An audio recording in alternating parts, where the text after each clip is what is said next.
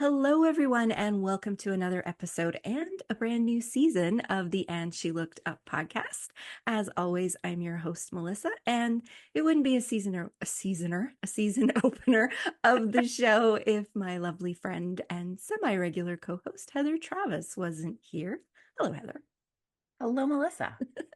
It's good to see you. It's been a long summer break, so this is Yes, nice. We're getting back into the swing of things. exactly. Um, yeah, so for all of you who are joining us today, it is the first episode of season 6 of the podcast and our 5th year of the podcast because we did 2 seasons in year 1.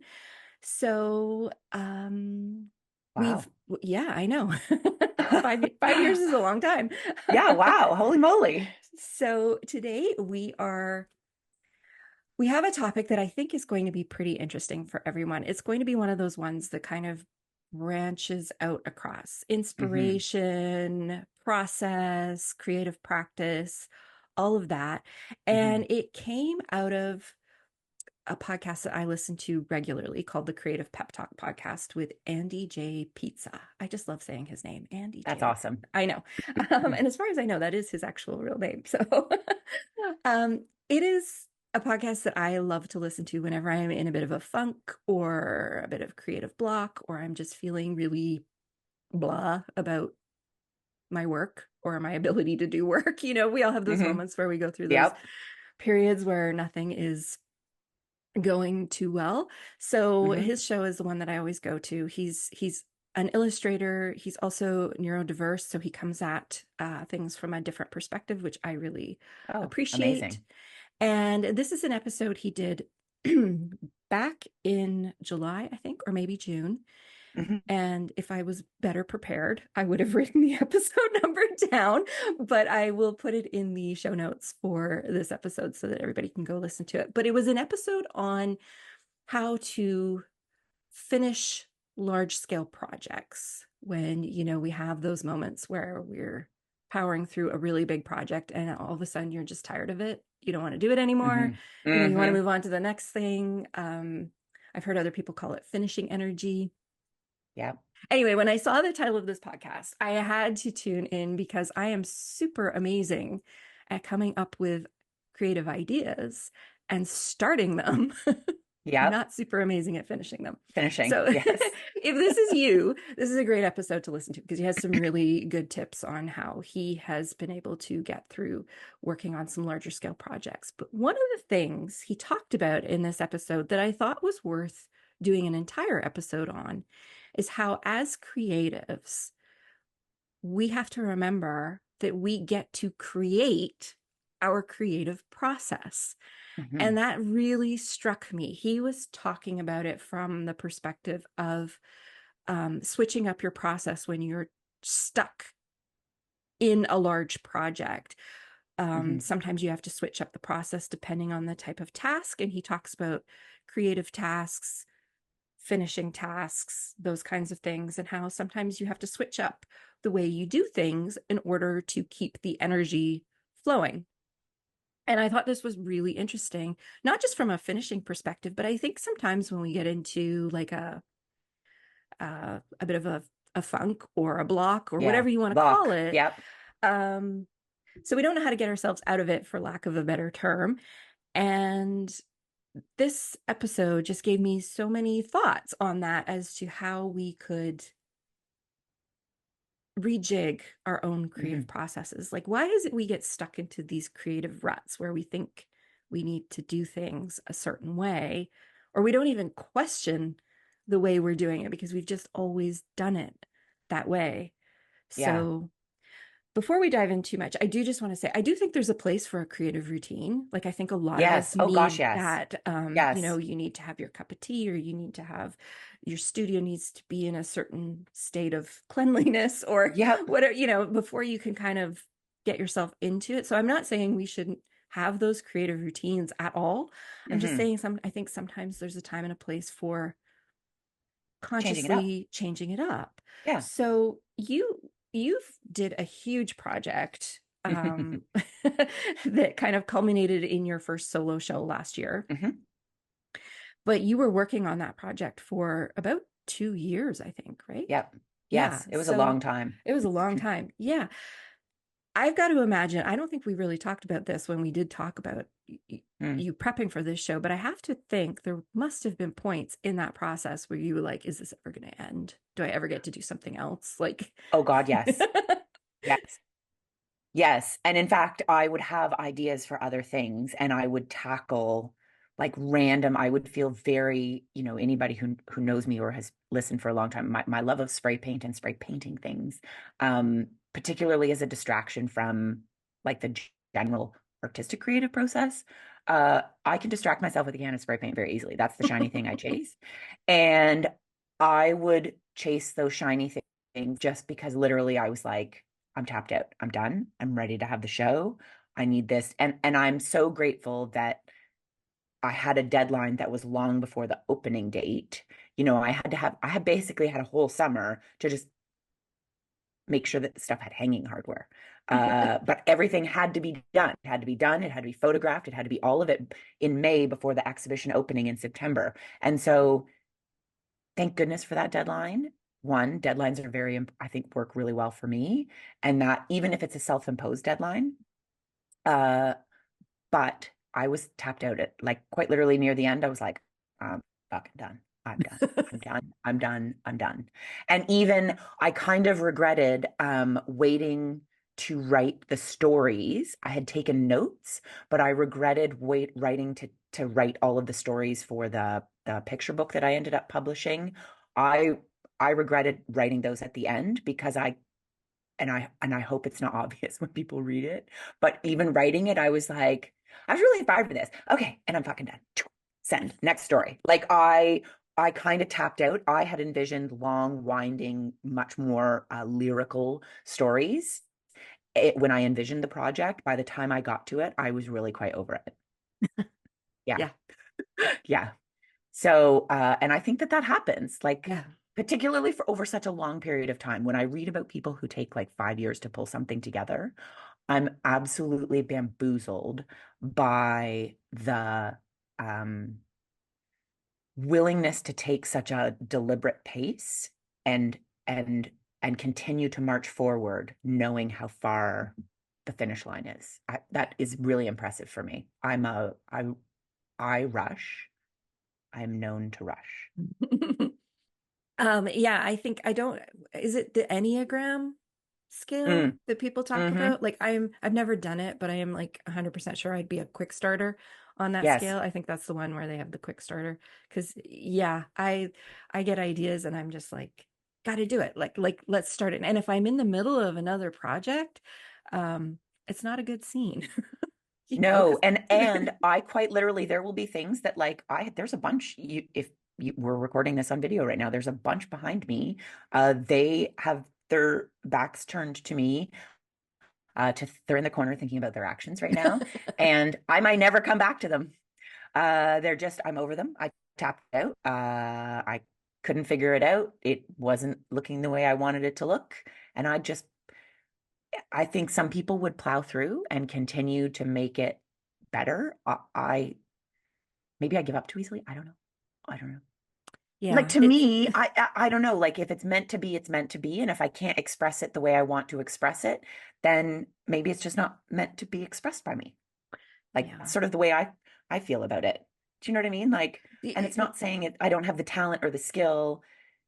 It's just if the expression doesn't feel right, then I'm kind of Yeah. I don't force it. I I don't think know. sometimes for me it is the skill. And this was actually one of the things he mentioned in this episode was he talked about sharpening your pencils, like Mm, where sometimes doing the preparation is what makes the finishing easier. You yes. know, so he said sometimes he needs to um one of the examples he gave, he was working on a large picture book and Hmm. he realized that what he really hated about the process was the amount of time he had to spend in front of the computer cleaning up his artwork for Gotcha. a book. And he started thinking like, what can I do to make that process so that I'm spending less time on the computer Right. and more Yes. time doing the actual hand drawing piece, which is what he loved to Hmm. do. And so he started looking on YouTube for ways that he could get a cleaner scan, or tighten up his paper, stretch his paper so that he could get, again, a cleaner scan, things like Hmm. that. And Yes. that was, so sometimes I think it is a bit of a skill thing. Yep. And Yes. I know for me, there's definitely been times where I'm like, I'm just not, I'm not good enough to do this. Like my skill level is Yes. not good Oh, enough to do yes. this. And Yep. I think to I'm not being very articulate with this, but I think sometimes if you're somebody who certain things come very easily to you, like there are certain things that I can do that come extremely easily to me. I've never had to really work at Hmm. them. I've never had to Hmm. study. I've never really had to learn. Hmm. When you come up against something that is not easy for you Yes. don't have the patience because you're not used to having the patience to learn it or practice it or do what you need to do to bring your skill level up. And so sometimes I That get is a super, 100% me. yeah. And so 100%. there's just times where I'm like, Yeah. I'm not good enough to do this. I don't feel like sitting down and doing this for 30 hours to figure out how to get better at it or whatever. So I just, whatever, I leave Hmm. it and I move on to the next Hmm. thing that's easy for Hmm. me. And it's not always a good way to grow as No. as an artist, as a person, or at Yes. whatever it is that you do. And so I've kind of had to learn how to embrace the difficulty or Hmm. the uncomfortableness that comes with Yes. getting better at something. Yes. Yeah. So I think that's Yeah. So definitely. it's actually really funny that because you and I were just talking, I want to say off air before we started, about the mural project that I'm going to be doing this Mhm. week. And for me, one of the beauties of client projects and taking commissions, while I fully know that people approach me for my style, and when it's outside my comfort zone, sometimes I wonder, but this one, totally not my color palette. Uh, it's my design. It totally looks like Heather, so to speak. You can see me in it at the same time. It's 100% client driven, which, any design It's a should be. branding piece, what you're It's doing. a Yes. exactly. It's a So branding you're piece, and limited on. exactly, and the element of the installation requires me to go really outside my comfort zone. I can't. There's no winging it. There is very much, it has to be precise. Like it's a mandala. It has to be precise. The elements have to be level. They have to be symmetrical. Things have to line up. And that does not come natural for me. Like lining things up in a room, decorating, having things symmetrical, that's sort of easy enough. That comes naturally for me. But mathematical precision is something that I really struggle with. And so I am like, teaching myself and setting up as many strategies as I can so that it isn't a painstaking process for me to actually deliver the project so that it actually isn't the painting on the wall hopefully is very fun because I have set up enough things to help me get to the finish line with as little frustration as possible. Yes. And that was one of the big things he talked about is how to make these processes that we don't necessarily find interesting, enjoyable, Hmm. comfortable, um, how to make them more enjoyable. Yeah. And this is where the whole idea of, hey, we're creatives. Hmm. Like we can create the process. We can create the Exactly. creative process. Like, why do we allow ourselves to get stuck in these ruts or of doing things the same way Hmm. when really it's completely within our control Totally. to rip it apart and create something better. Yeah. Yes. One of the examples he gives is of another illustrator that he knows of. And so when you're an illustrator, the enjoyable part of the project is drawing. Like Mm. you like to draw I for me it is. Yeah. I like to draw the Yes. thing. And then Yeah. one of the finishing tasks is coloring the drawing. Mm. So whether you're doing that with paints or markers or pencil crayons or whatever, for some people that is very creative. I actually do enjoy it as a creative piece. There's something Hmm. very meditative about it for me, but it is a very different process from the actual drawing. And for this Hmm. artist, she paints in her illustrations. So what she does is she takes all the surfaces in her studio, so all the tables and things, and she puts them into a giant U shape in the middle of her studio. And then she lays out all the artwork on the studio. If you're watching this on YouTube, I'm using my arms a lot to kind of explain this. But she lines up all her paintings and then she goes and she paints them all in one fell swoop. It's like an assembly line. So if she's Brilliant. doing with watercolor, obviously with watercolor, you got to wait for things to dry. So she Hmm. starts at one end, works her way around to the other end of the U, things dry, then she goes back. And it's just, she's just found Brilliant. a different way to attack this part of the Hmm. project in a way that makes it more efficient for her, more fun for her, more Hmm. like she feels like she's seeing the progress, which I think that didn't even occur to me. But when you lay out all the work like that, Yeah. you get to see the progress as it's happening, which I think can be very Hmm. motivating. Hmm. Yeah, I hadn't even thought of that. Yes.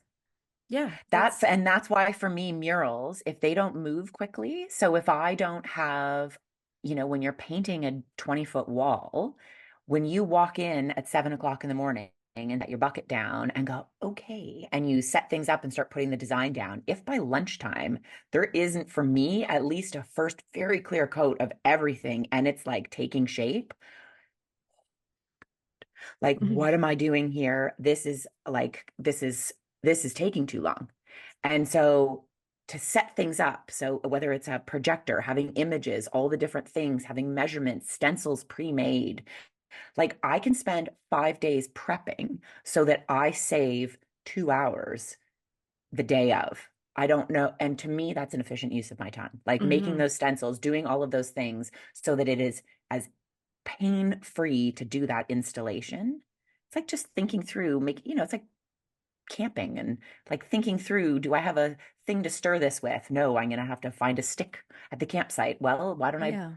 bring a stick? Like I don't I know. think that's one of the reasons I've always steered clear of watercolors because I don't have the patience Mm, for things to dry. It's like, ditto. what you mean I Yes. gotta wait for this to dry before I like the thing in my Ditto. head, I need to get it Yes. out, right? Yes. That's why I But have a blow dryer. Two of them, in fact. yeah. I pull them out all the time. Dry faster. Go. But when she's doing her work and she's got them all laid out and it's drying as she's continuing on, like she's being able to see the whole process. The process is happening in front of her. Yes. Whereas if if you're just doing one piece, you get up, you go do something else while you wait for it to dry. And maybe when you come back, you're not that excited about it or you're not feeling Yes. it or yeah. Yes. It's almost like pickling. Like it's exciting when you make 40 jars of pickles, but one jar at a time just seems very tedious. Yeah. Now that yeah. Which is interesting because so it's not like she's doing 40 of the same thing all at the same time, right? Like it's a picture No, book, they're so it's the all it's story a of the picture book, so every exactly picture is exactly. different. Yes. Yeah, as Yes. opposed to like assembly line creation, so making 40 of the same painting Hmm. and doing mountains, No. mountains, mountains, mountains, Now that's a yeah. whole different type And of that's where I'm going is that process. that's a very different thing. Yeah. Yes, yes. But the other thing that I thought was interesting about that is this is she's literally rearranging her studio furniture in a Mm, pretty big way yes. for this. And I think that's something most of us never consider doing. Like we've arranged our studio the way that it is, Hmm. and that's how we work. Um, Yes. and the thought of like moving like And my main I've rearranged my studio a few times, but even still, like I paint but in the it's same usually a corner regardless. yeah, and it's usually a very Yeah. conscious decision like I'm sick of this, Yeah. I'm going to move things around. You're not necessarily moving things around for a specific task. No. Like a couple of weeks ago I was cleaning my windows and my big table that I work at is right in front of the windows and it's a very deep table so I can't just reach across and clean the Hmm. windows. I have to move the table. So I was moving the table trying to get it out so I could get in front of the windows. And I'm like, this is a lot of work. It's just so I can clean the window, but I wanted a clean window so I could have better light, obviously. Um, so yeah, the idea of actually moving this table around so that Mm. I could work on a different aspect of a project, Right. never ever occurred to me that I could do that. Like how, Yes. But that to me, like what a beautiful creative yeah. solution. And Hmm. you use the tools at your disposal and your tools are your space, the work that you're working on, the all like all of the things. I think that that's quite brilliant.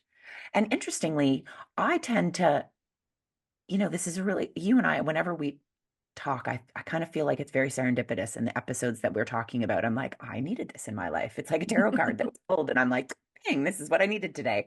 Because I have been, we talked about it, I think the last time we talked for the podcast, I've been experimenting a lot, but now I've come into a creative rut where I'm like, what do I do next? And it's one of the things that I try and do is limit myself, like, so give myself constraints. I'm only going to use X Yes. color. I'm only going to use X medium. Um, I'm going to give myself a time constraint. I'm only going to use my non-dominant hand. And and so I tend to narrow my scope, but I think finding a creative solution is actually completely widening your scope and thinking way beyond what do I normally do. It's interesting, like to me, and now I'm thinking to myself, regularly I constrain myself and maybe breaking from the habit of trying to break the Hmm. habit with constraining myself. I should just let it all hang out. Let it all hang out. Yeah. You No, know what I it's mean? yeah, it's It's like I'm having an existential moment right now. I'm just, it oh, is I'm because thinking of everything. well, it's funny. I have my list of notes here, Yeah. and number three on the list is question yourself. Yeah, So yeah, you're questioning yourself now. Like, I huh? am. I do the same thing. I find I'm much more creative when there's restraints put on me. And Hmm. we've talked about this, like the worst thing a client can say to you is do whatever you want. And you're like, Yes. no, Oh no, my no, God, no, no. I have a client like that right now. And I'm like, oh my gosh, do you no, literally no color preference? And I'm like, we can't even narrow it down. It's Like the possibilities are endless and it's driving me bonkers. yeah, Yeah. it's pretty rare that you just have a flash of brilliance where you're like, I know it would be the perfect thing for you. Like Yeah. and you just do it. And even I think even when a client says that you can do whatever you want, there's always that lingering feeling in the back of your head that if I do whatever I want, will you actually like it when it's done? Like, there's Yes. that. And so it's interesting. There's people who say do whatever you want, Yes, but they don't but really they mean. actually, so that, and there's like, and literally you're like, no, no, no, no. I know the in between lines are we're Yeah. sticking to these colors, we're sticking to this, whatever. But I quite literally, I do have a client who's it's logo design and it is full on carte blanche. Yeah. Yeah, I think one of the first places we can look to this, and we've kind of been talking about it a little bit here, is to look at your space with fresh eyes, which I Hmm. think is Hmm. something a lot of us don't do. We set up our studio or our workspace or wherever it is we're going to be doing the bulk of the work, and we don't ever really think to question the layout of that space or the functionality of that space again until Yeah. just one day we're sick of it and we just decide we want to Hmm. change. But we don't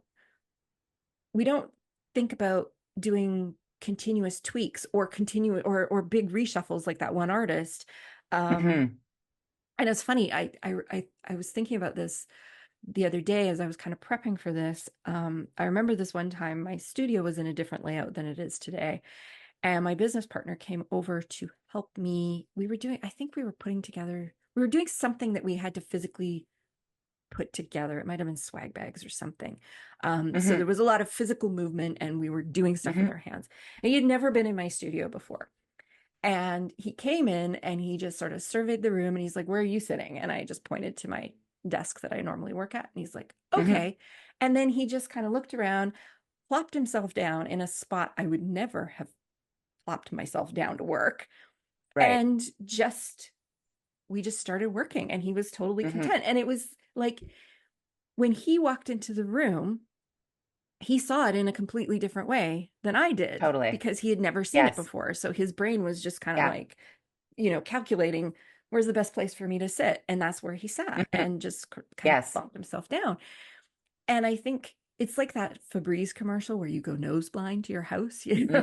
Hmm. Hmm. We Yes. go, we, our senses get dulled when we do the same thing over and over again. We don't see our studio. We don't smell the smells people smell when they come into our studio. We don't hear, like, Hmm.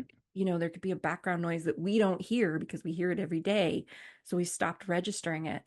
And I think sometimes we need to kind of force ourselves to look at things with fresh eyes or question Totally. why is this table here? I don't know. Like, that's just where it's Yes. always been. So one easy And I way to think do too, this, like, oh, go ahead, go ahead. yes. No, no, no, no. I was going to say, and that's inviting, I think, so to your point about having somebody in, and that I think as artists and creatives, we generally, it's so in our own, and that's asking somebody to come in to your space, asking, Mhm.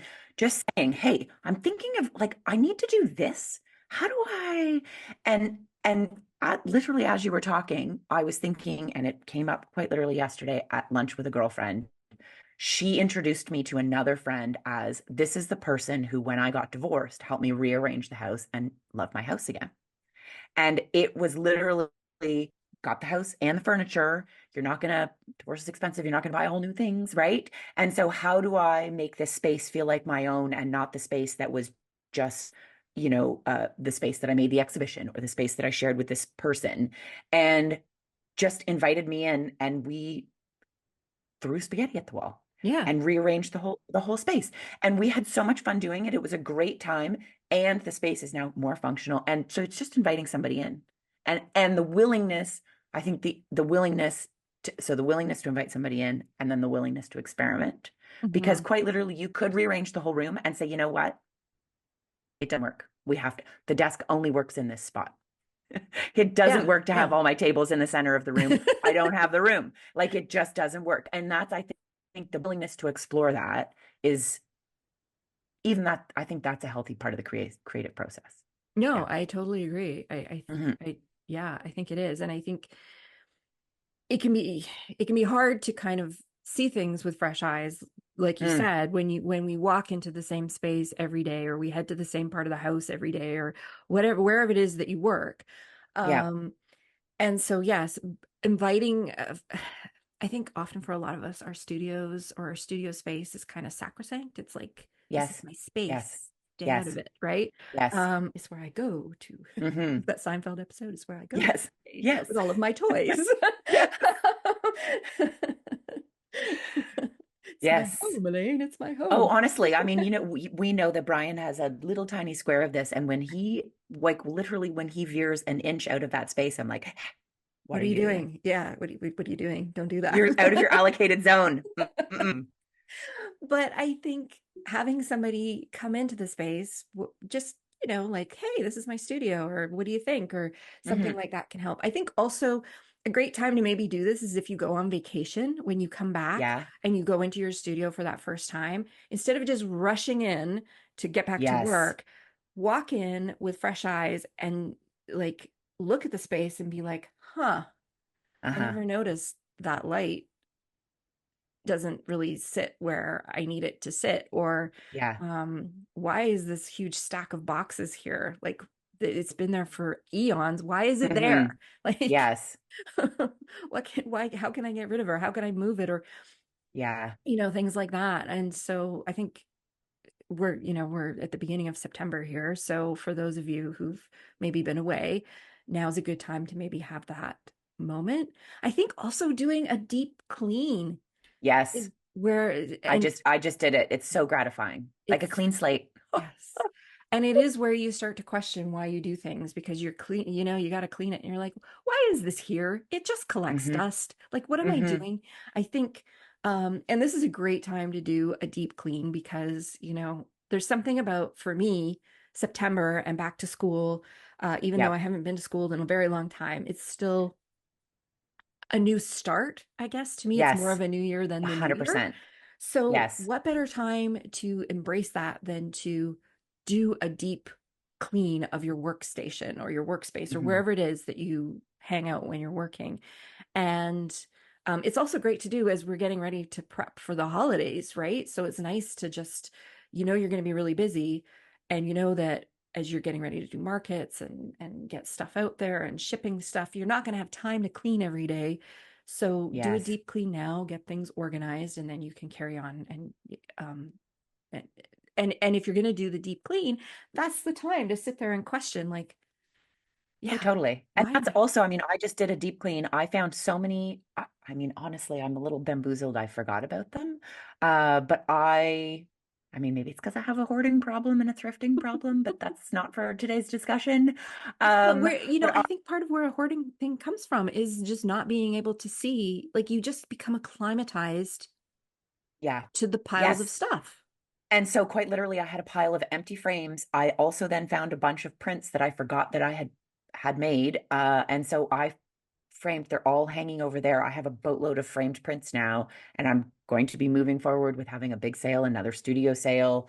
And so even that process of finding things, making action for them, putting it out there, going forward, even that, even though I'm not making something new, I'm removing hurdles in that process. Hmm. Having stuff that hasn't sold and making a plan to get it out the door, to me, is removing obstacles to start more new.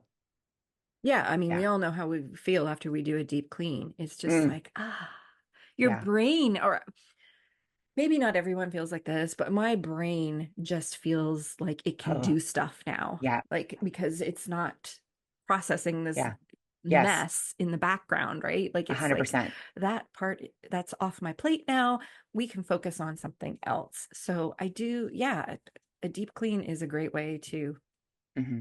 And also, what happens when you do a deep clean? We've talked about this on other episodes, is you tend to find stuff that you forgot you had in terms of Hmm. supplies and materials. And very often you'll come up with, like, hey, I could use this for, or you Totally. ask yourself what you could use this for. And some of my best ideas have come out of doing a deep clean and coming across something I forgot I have, or that was Yep. left over from a project, and being like, you go through the process of like, do I need this? Should I get rid of it? Should I sell it? And Hmm. then you're like, what could I do with it? And then you kind of, your brain starts going, well, you could do this and this. And yeah, so I Yes. think that's another benefit of doing a deep workspace cleanup. So, Absolutely.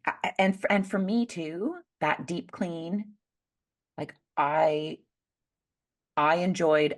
shared that on Instagram. And for me, a big one in terms of the creative process, and I touched on it at the beginning of the episode, was is deadlines. But in addition to deadlines, is public accountability. So if I have a deadline that's just mine and my own, and nobody else knows about it, I can move it.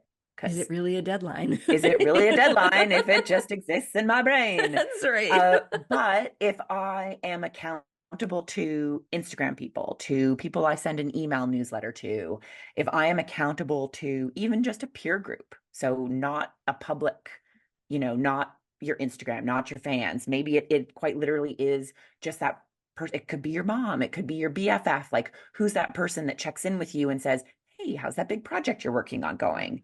Didn't you say you wanted to have that done by the end of June? That person in your life.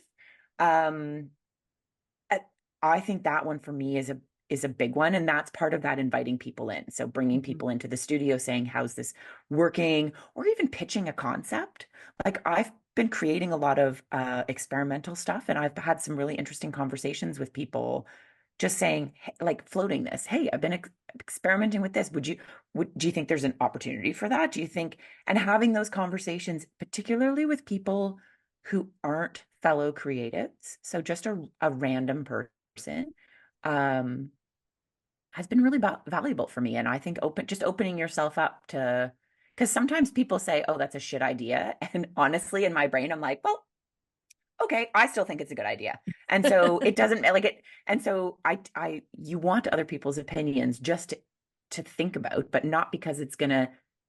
If you think it's a good idea and somebody says it's a bad idea, if you still think it's a good idea, you should do it. You can still do Right. it. Yeah, absolutely. You can still do it.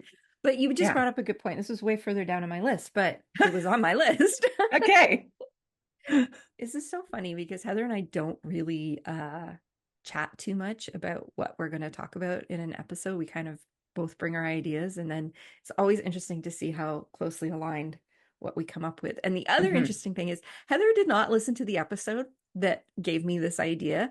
And yet, so much of what you're saying is stuff that he brought up in the episode. Like, Oh, it's how so funny. interesting. It's been That's so too funny.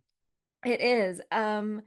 But yeah, one of the things on my list was to create or to have some kind of support network or something Hmm. that you can um invite in. So Yeah. I'm part of a mastermind group. We meet once a month. So that group of ladies is really helpful from an accountability standpoint Hmm. in terms of we check in once a month in our video calls. We talk about what we need to be doing or what projects we want to work on. And if you mention something more than two or three meetings, our meetings are monthly, in a row, and you haven't Mm. pushed forward on it, somebody's going to call you out on it. Yep. And that's super helpful. And then a smaller group of us from that group also co-work via Zoom three Brilliant. days a week in the morning. And um, that has been really, really helpful for me, keeping me accountable for my internal deadlines. Hmm. And it's also because we're on Zoom, they get to look at my studio every day, and I get to look at their Mm. spaces every day. So there is kind of that little bit of an incentive to make sure that it's not a god awful mess in Hmm. here because I'm Hmm. sharing that space with somebody else that I'm working with. But just being able to talk to those people, and there is something for me, even though we're not in the same room, they're just on a Hmm. screen, knowing that, I mean, I could go look on Facebook for an hour and they wouldn't know because we're not in the same room. But knowing that they're there means I don't go look on Facebook for an hour. You know what I Yep. mean? It's like, Totally. no, this time, this 3 hours is the time where I'm meant to get these things done that I'm always saying Hmm. I want to get done. Like, this is my way Right. of keeping myself accountable. And it has been a game changer for me. Co-working Mm. has been a complete game changer for me.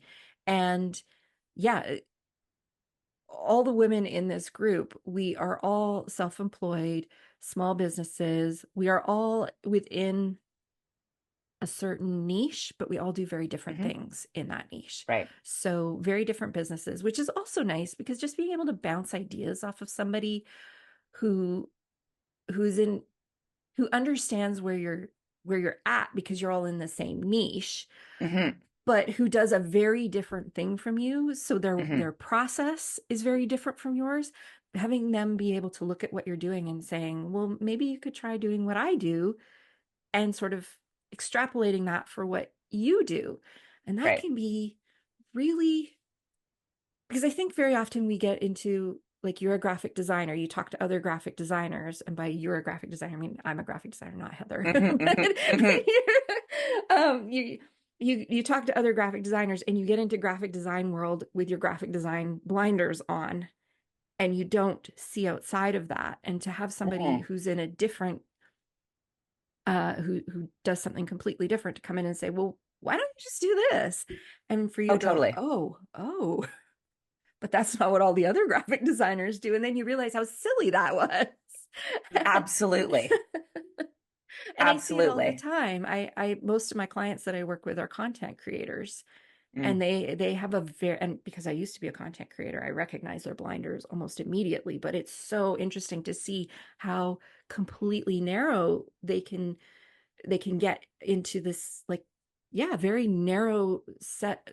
What's the word I'm looking for? But just field of view. Their field of vision becomes Yes. very narrow, um, because we get into this habit of doing things a certain way because it's easy, and we know that the results are going to be consistent. And very Yeah. often, Comfort for a zone. lot of the things we do want consistent results. Like, Hmm. there's certain things when you're doing your marketing tasks, there's a certain result you want, right? And if you Yeah. know this works, you just keep doing it, even though if you tweaked it a bit or did something different, you could get much better results. Yes. But it requires your brain switching and trying something Totally. different. And what if it doesn't work? Like, then I Oh. just wasted all that time when I could have done the same thing that I always do that I know will work fairly well, right? Mm. And I Hmm. think I know. I think we all fall into that trap Oh, big very, time. Yes, I do all the time, all the time. all the time. All And the that's, time. I am my own, we are all our own biggest critic, I think. And so Mm, particularly when I try something and it fails, um, so, we talked about it at the beginning of the episode in terms of like that some of that has to do with skill level.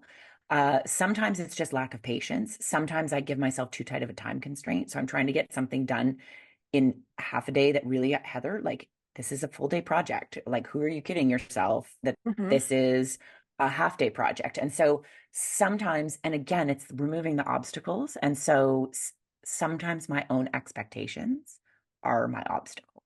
And Oh, I have to limit, uh,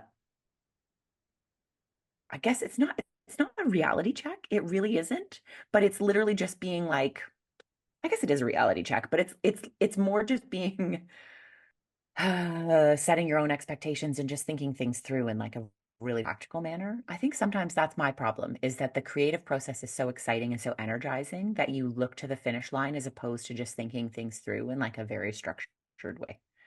And yeah, and and because thinking in a structured way is not having fun and just throwing paint on the wall.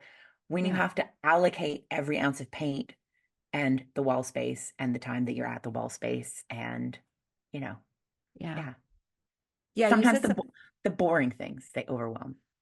Yes, and I think those are like the finishing tasks. They're Yeah. not fun. No. So when we, and it's funny because I'm just finishing up a mammoth 5 book design project, Ooh, fun. and 98% of it is done.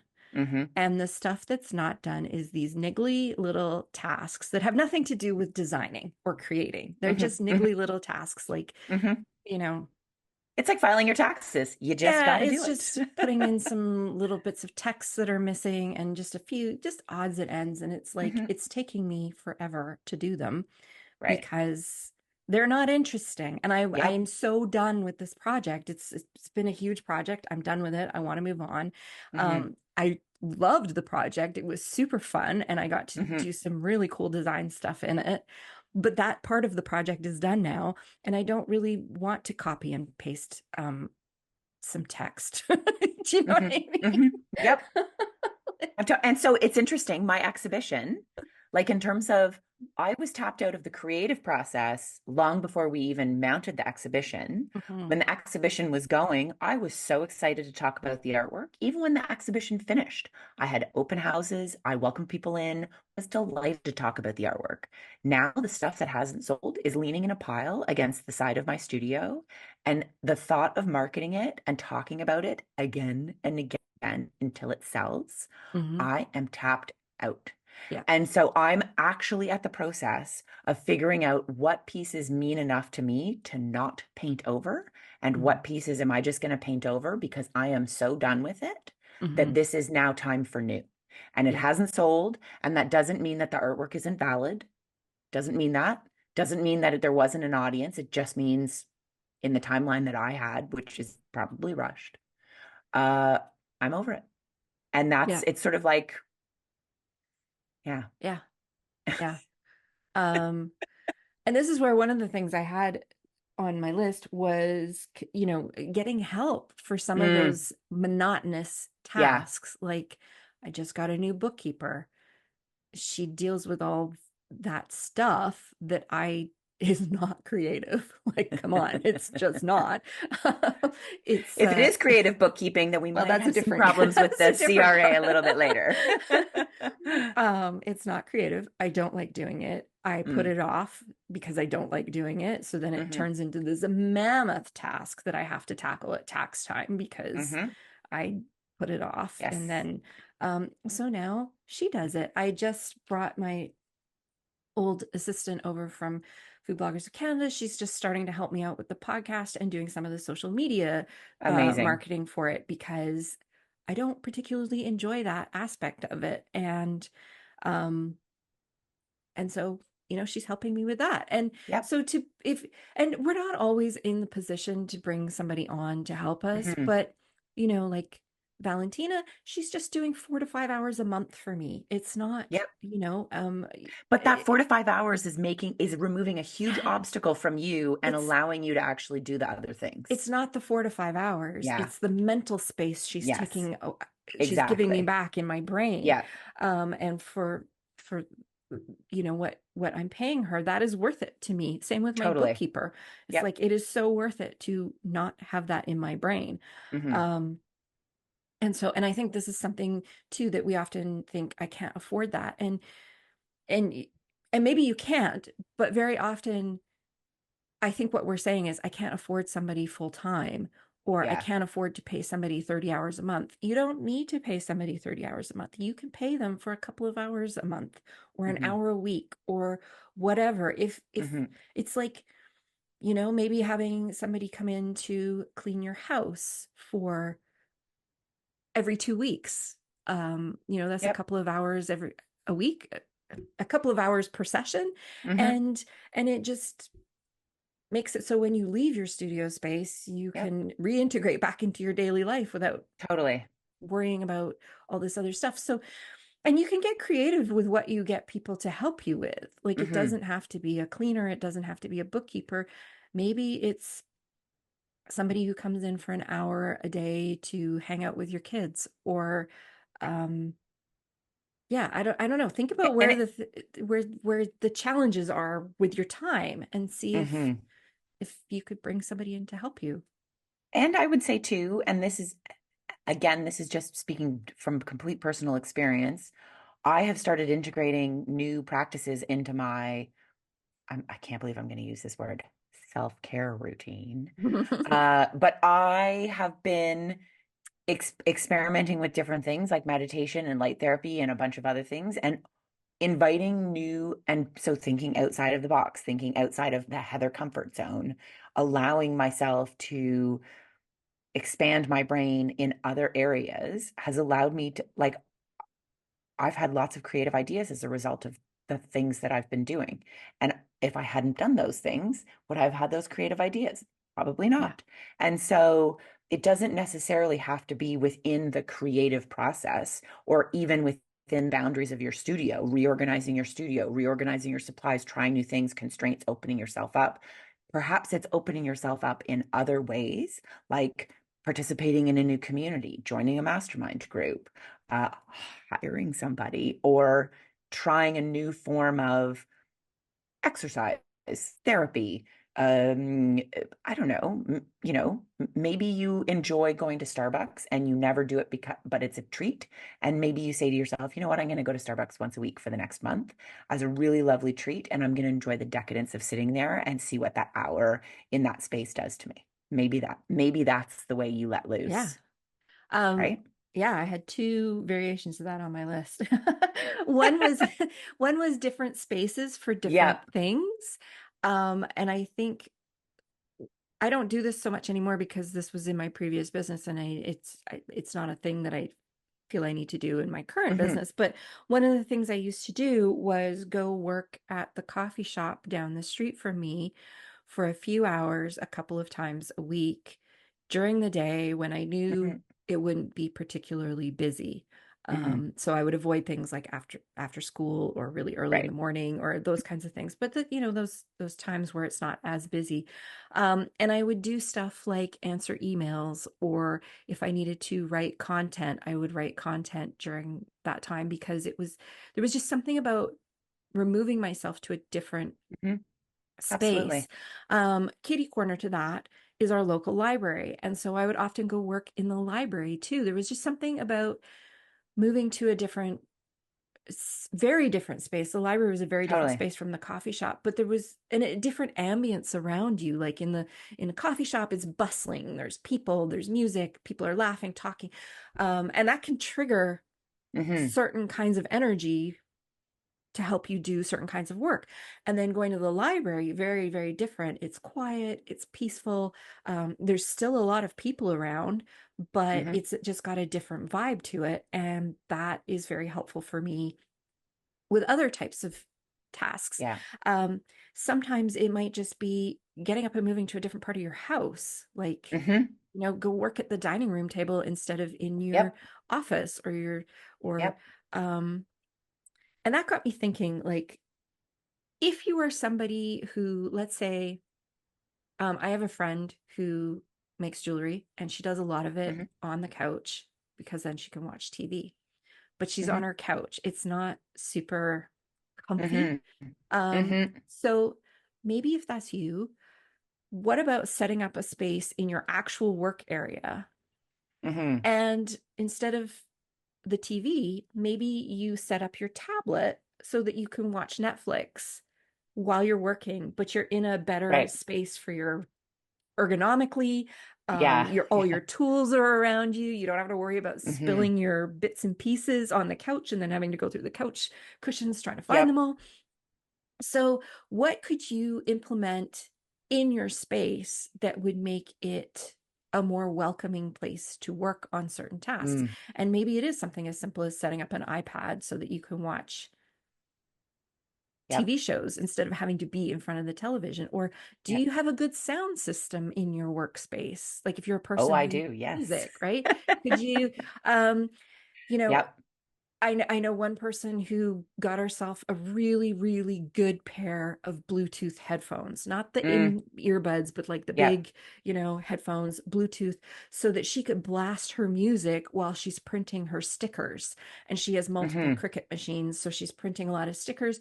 And so she can kind of dance around her studio while the sheets are printing. She's pulling them off. She's kind of, she's doing her thing and she's got her music Hmm. going. And it makes it so that she can she's enjoying herself so much more. I actually just had this conversation with my mom yesterday. She was we had been for a hike and she was going home and she said she was going through all her slides. My mom uh photography is her Oh, hobby. wow. She's been doing this since we were Yep. little kids. She has buckets and buckets of slides. And she's Amazing. been going through them all and getting rid of all the ones she doesn't want. And she's like, it's very Hmm. tedious. And I said, why don't you just turn some music on? Because my mom loves music. And she's like, oh, Hmm. I don't have a music player anymore. And I was like, you don't? And she said, no. And I'm like, you need to get one. And she's like, I Yeah. know, but that's not going to help me today. And then I was like, why don't you just turn your TV on to one of the music channels? And she's like, oh, I never even thought of that. So, you know, like, and Yep. and so she's going to go home. She's going to turn on one of the music channels. It's going to completely alter her Totally. mood and Yep. she's going to get into what she's doing and she'll carry on. So, like, something so simple is just thinking of, like, oh, yeah, the Oh, TV has music channels. Like, and what makes you happy? So quite literally, like the speaker system we have in here came from a Legion. So it's like a massive, like this should fill like a wedding dance hall. Um, Apologies to my neighbors. And anyway, but when we got them, I quite literally rearranged the studio, A, for placement. So where I, in working, get the sound that I want straight at me. And B, how can I use them as part of the space? And so quite literally, like there's workspace that's hovering just about, like I integrated them into the design of the studio because they're that essential for my creative process. yes. I Full asked my stop. accountant if I could deduct Spotify as an Mm, expense because I always have music going in here, or yeah, I am watching. If I'm full. designing, um, I like to have like a show on Netflix or whatever that I Hmm. know really well that I don't have to watch Yeah, like watch. I Downton could just, Abbey. yes, Downton Abbey's a good Yes. one. Big Bang Theory, stuff like that. Yep. And Yeah. she's like, yeah, if you're using it to listen to while you're working. So I deducted Spotify last year as an expense. Oh my God, I'm gonna add And I Spotify. got that idea from a client whose accountant told her she Yes, could do this. So the other thing I have, like, you can see it if you're watching the video I of this, but can. I have a jigsaw puzzle down there, and Yep. I always have a jigsaw puzzle going because when I'm really stuck in my Yes. head, I'll just go sit on the floor and put a few Pop a pieces few in pieces in. and Yep. it usually gets my brain going. And I kind of got that Totally. idea from my dog when he was younger and very high energy. He wanted attention all the time. And so very often what I would do is I would get up from my desk and I would go sit on the floor so that I could roll a ball for him or give him belly rubs or just give him attention but keep working. And Yeah. very often just sitting on the floor, the act of sitting on the floor would make me see the room differently or Changing just things up. change things up. And it was just, Yeah. I'm just giving my dog a belly rub so he'll give me peace. Right. Totally. I do that. So, Interestingly, I do that with pieces of artwork. So as I'm painting it, I'll be painting and then I quite literally turn it upside down or turn it sideways and I yeah, work on the piece from a different perspective. And all quite literally all is just turning it around. But that changes things drastically. And my mind immediately sees the piece differently. And that is so, yeah. And sometimes I'm like, oh, this looks cooler this way, which is sometimes maybe not a good thing. But it's so, I, yeah, I it's flip so things around. funny because you were talking about doing mandalas. Yes. And I draw mandalas quite often. It's one of my Hmm. ways to kind of relax. And I was always struggling with my line art on it because I do them by hand. I do the Yes. measurements with a compass and protractor and stuff, but I do the actual art line work by hand. Hmm. And I was always struggling with it. And I watched a quick little video on Skillshare, again, learning how to get better at some things to make it easier for Yes. yourself. But in the video, the guy is like, remember to turn your paper, turn your paper, turn Yes. your paper, turn your paper. And I was like, I never turn my paper. Uh, Like, so it's okay, so first of funny you all, say that. I Melissa, know. like, I why know. are you not I turning was your doing paper? I was doing the mandala design and again, I was doing it on my iPad. I had all the lines and everything mapped out and one of the little elements is a heart and so I was drawing these perfect hearts when it was me and then ups and I'm like, God, I really can't draw a heart upside down. And then I'm literally holding a fucking iPad that the screen rotates. Like I don't even have to turn anything. I just go with my fingers and it turned and I was like, ding. Like how thick am I? Anyway, but these are, you don't think of it until you think of it, right? And Right? so I mean, it it could be sounds as simple as ridiculous. turning the page. Yes, Yes. it's embarrassing to even admit I'm an Hmm. illustrator Hmm. and a graphic designer. Like, how was I not I turning know. my paper? I know. I just, Which but is so again, funny because I bet you $100, Melissa, I bet you $100 that if you were coloring in a Miss Doodle, you would turn the page to get like the skirt. Like, I bet you you've turned your page in the coloring in process. I'm not good at moving things around. I'm Really? really Oh, not. interesting. Like, it doesn't come naturally to me. I mean, maybe that's a really weird thing to admit, but Yeah. I tend to kind of like get into that situation where it's literally blinders. Like, here is my Yeah. paper, It's and like your I'm page is taped to your table, but it's yeah, not. and I It can't is move not. it, and it's Yeah. not, and it's so ridiculous. It's so ridiculous. And yet, That's I too will bet you funny. $100 somebody's listening to this and thinking, "Oh my God, I don't turn my Oh, paper." Like, honestly, the number of light bulb moments I've had recently are quite literally, I'm like, I am 46 years old and I just learned that. right? And sometimes I'm like, how far of a hole was my head in? Anyway, you sometimes you don't, Yes. and you don't see what you don't see. And I think sometimes you see it when you actually need to see it. And so you perhaps somebody has said that to you before, but it never Clicked, or registered. yeah, it's Yeah. so funny, but just like, oh my God, I can turn the Turn the page. Yeah.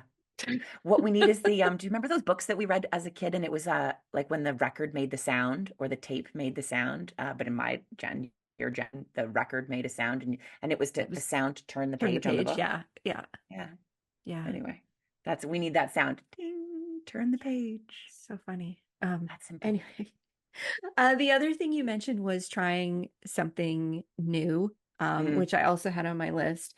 One of the things to check out, like if you've ever done the artist's way, if you haven't done the mm, artist's way, it is a great way to help uh kickstart your creative process, or to, but one of the things she talks about, that the thing that everybody always remembers is morning pages from the artist's way. Everybody talks about doing hmm. morning pages, which is a very helpful tool. One of the other things she talks about that was really, really key for me was the artist's date, where you take your inner artist, who is, she equates to a child, a small child, Mm. who has temper tantrums and can be very moody, and um yeah, who needs So to that's not the be grown-up artist. no, it's a very different part of us. And Okay.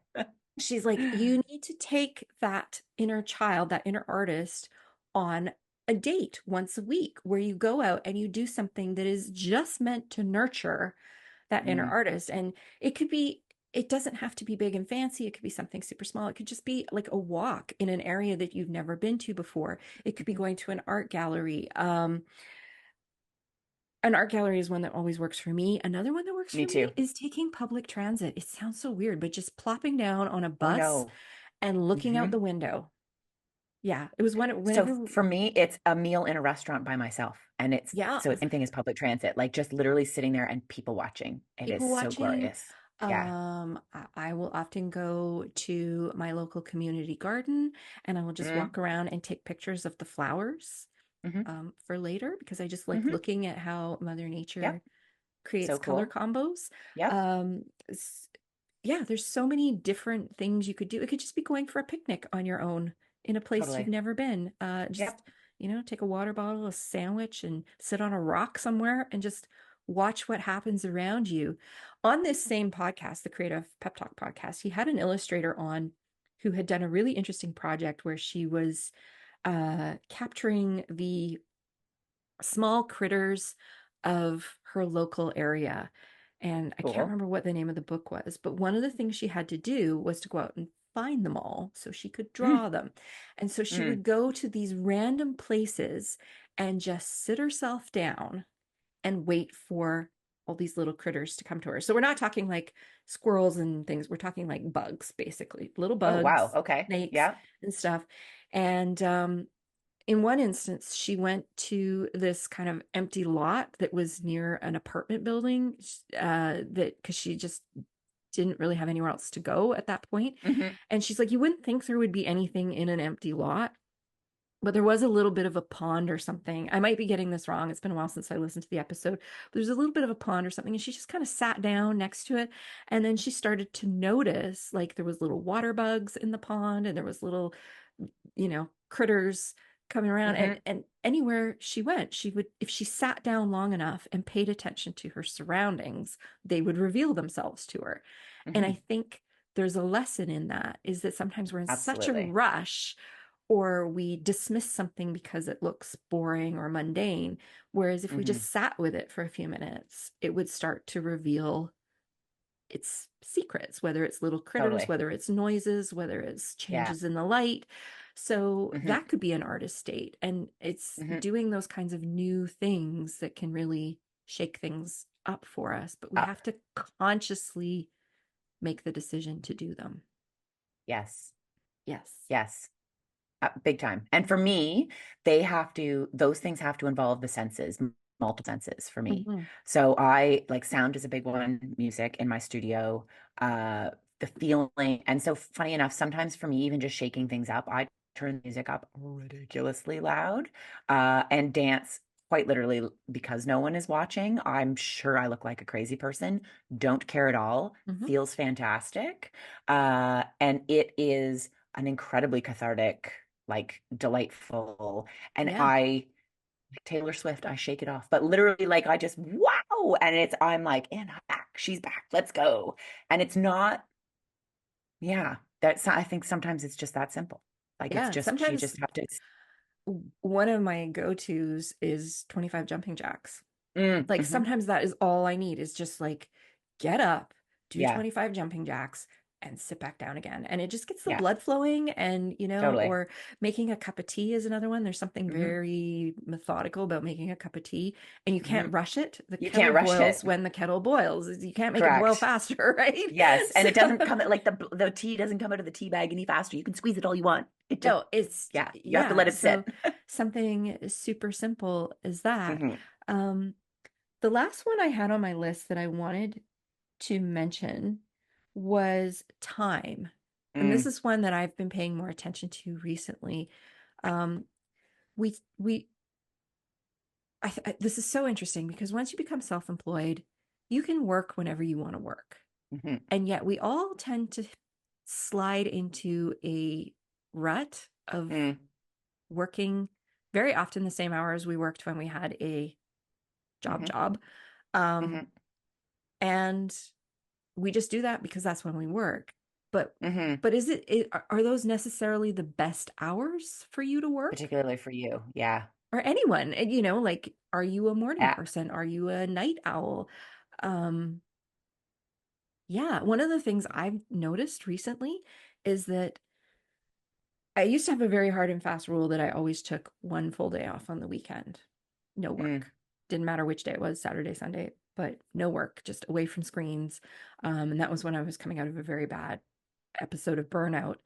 And mm, and I am still a big believer in having one day where you don't do anything. You just need to, But but it could be a Wednesday. it could be a Wednesday, it could be a Friday, it could be whatever Yeah. day you want. But one of the things I've noticed is that when I work for a couple of hours on a Saturday or Sunday morning, usually earlier in the morning, so let's say from 9 till 11, I am Hmm. so productive in those 2 hours. That Hmm. that is like almost a full day's worth of weekday productivity for me in Hmm. 2 hours because during the week I'm getting interrupted by Hmm. stuff going on, emails, people wanting things from me, just and so those 2 hours, and so I've started embracing that. Now I just Yeah. do a couple of hours in the morning on the Yeah. weekend Hmm. and don't work, like we're recording this on a Monday, so we just came off of a weekend. I worked Hmm. about 2 hours on Sunday, and I actually worked a full day on Saturday Hmm. because I was so disrupted with so many things going, like we had plumbing issues. So I had plumber in and out all week Right. and had to take my dad to a bunch of appointments. I just couldn't get into a flow. So I'm just like, you know what? I'm just going to work Hmm. Saturday. And I got so much work Yep. done on that Saturday because I wasn't getting all the interruptions that I have during the week. Yeah. And so maybe for you, maybe instead of watching Netflix in the evening, go sit in your studio Paint. and try doing some Yep. work or For me, Sunday mornings are my big, and Mhm. even still, and it's interesting because, now I'm not out of the house full time, but I do have a job. And so that I'm leaving the house for. And Sunday mornings, people were like, "Oh, but then you're working on the weekend." I'm like, "Yeah, but it's my craft. Like, it's not really working. Like, tell tell me it's punishment that I get to spend time doing the thing that I love that gives me joy in a beautiful studio in my home in a very safe country. Tell me, Well, tell me something's wrong with that."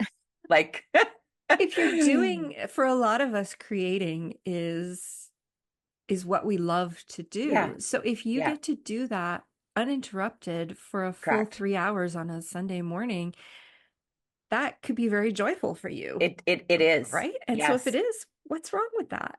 Totally. Um, It's honestly, it's not work. If I was doing the mhm, accounting, that would be different. that I know. 100% is work.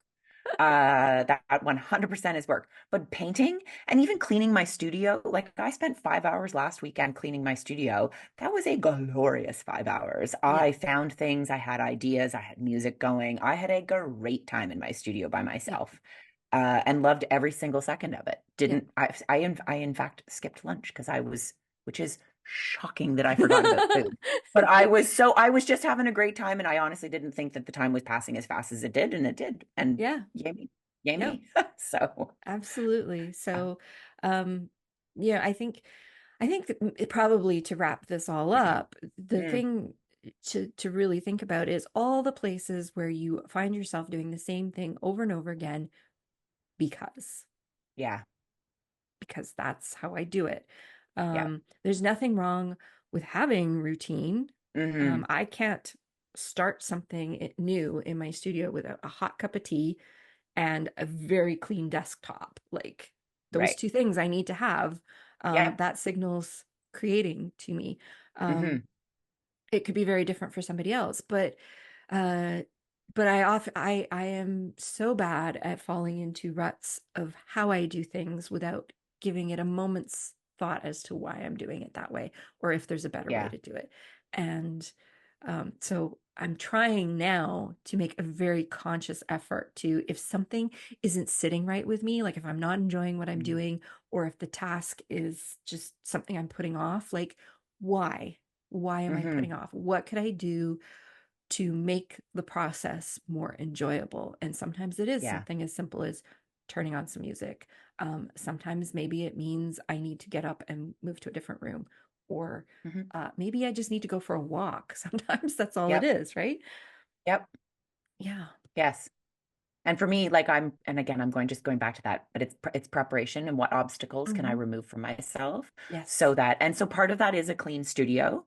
If I know that my water is clean, if I know that all of my brushes are where they're Mhm. supposed to be, all the paint is hanging on it, that preparation is part of making sure that when I start the Yes. thing, it's just I can go. And if I reach for red, red is there. Just like you Yes. making sure you have a stack of paper, you have your pens, you have your computers on, your mouse is charged, other things like things, there's things that need to have, yeah, they need to happen in a certain No, order, but you're you can also absolutely right. release yourself once you're there, and I think that's the beauty of it. Yeah, I Yeah. agree. Preparation is huge. Hmm. And it's something I'm not always good at because when I do get the idea, I just want to start. I just want to start. I just want to do Ditto. it. I just, and it's like, and then I get irritated because Oh, the marker I want is dried out or, like, yeah, and then I just get frustrated and like, and I just I stomp know. off. Um, That's the mural that I'm painting this week, actually. One of my favorite things about it is that it's a new construction site. And so quite literally, like there are no obstacles. And I'm not pulling, for instance, so I've painted murals in businesses where I have to pull the desk away from the wall in order to access it, but I can't just go straight at it. Boy, that desk has been against that wall for 25 years, and I needed to clean the baseboards, dust, clean up all the wires, da da da da. And it's like an hour and a half later, and I just wanted to get this show rolling, and I'm starting behind the eight ball. And yeah, it's the yeah, unanticipated. Yeah, anyway, absolutely no right. fun. Yeah. No fun. The prep work. Yes. Well, I think that is probably it for Mm. today's episode. You got it. Do you have anything else or are you good? No, I covered all my things, funny enough, all Awesome. my Me list. too. Yeah. Funny how So, that works out. yes. So I think that's it for this week, everyone. I hope this was an enjoyable start to the season. Mm, As far as the rest of the season, we're going to be making some tweaks to kind of how we do things. The Prep for the Holidays series is going to continue running all the way up to probably, I don't know how many more episodes there will be, but it's probably going to run up to early December as because there's just tasks that are going on all through that. So those episodes will continue to air. I'm not sure how often we're going to be releasing new long form episodes. It'll be at least twice a month, but I haven't decided if I'm going to move back to weekly or not. I'm still kind of on gotcha. the fence about that. But kind of been reevaluating. Last season was not the best season, and I'm trying to figure out how to get us back on track to where we Mm, were at the end of season 4, which was by far um our best season we've ever done. And you don't get a ton of feedback when you do podcasts. All you have are download numbers to go by. So right. if the Yeah. download numbers Ugh. go up, you assume you're doing something right. And if they go Yeah, down, you're right. like, something's not right. But from the feedback I have been able to get, um, the episodes that people love are the ones that we do together, which I totally Yay. get because I think we have fun doing them. And I think that comes Hmm. across when people are listening. Hmm. And the other ones that people like are the ones that I do on my own, which is shocking to me because they're my least favorite to do. Because it's just a Well, lot of because you're just talking. talking to yourself. You're talking to yourself. I know. I It's know. a lot of talking. And it's weird how exhausting talking for almost an hour is because your breathing is completely different when you're talking constantly for an hour. So you're not breathing properly.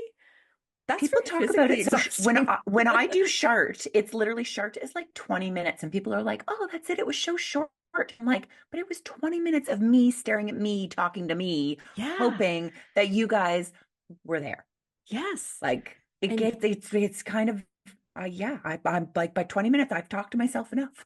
I know. And I mean, you and I can talk and talk and talk and talk when we're together because we're Oh, bouncing off of one sure. another, but to just sit there and talk. So that was quite an eye opener to me. So I am Hmm. thinking about how I can do more solo episodes.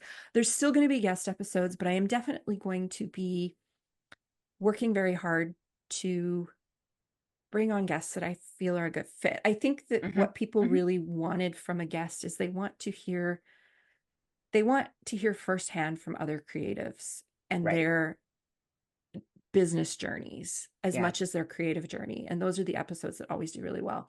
So we're going to try and do a few more of those. We've got some cool ones lined up. Yeah, so We are trying to film for YouTube this year. Not sure how that's going to go. This Oh, episode, I really? think, will probably be on YouTube. The solo episodes will definitely go on YouTube. Guest episodes will depend on the guest. A lot of Mm. guests do not want to be on video, so that is totally fine. But Hmm. the ones who are up for it, we'll try and make those Hmm. video episodes. So see how that goes. And I think that might be fun for people to be able to see. You can see our studios, you can see Yeah, totally. all of that. Our crazy So hand gestures. exactly. I mean, honestly, when you're just listening, you're missing half of what's going on when Heather and I are on. There's a lot of hand gestures going on. Yeah. I feel Yeah, like yeah. I don't know. We both we both talk with our hands a lot. Correct. Um, Yes, for those of you who want to, who are enjoying the show and you would like to support us, you can do that on Patreon and through Buzzsprout. There are links for that in the show notes. And if you are a Patreon supporter, you get access to solo episodes every month. I do one episode that's just patron Patreon. This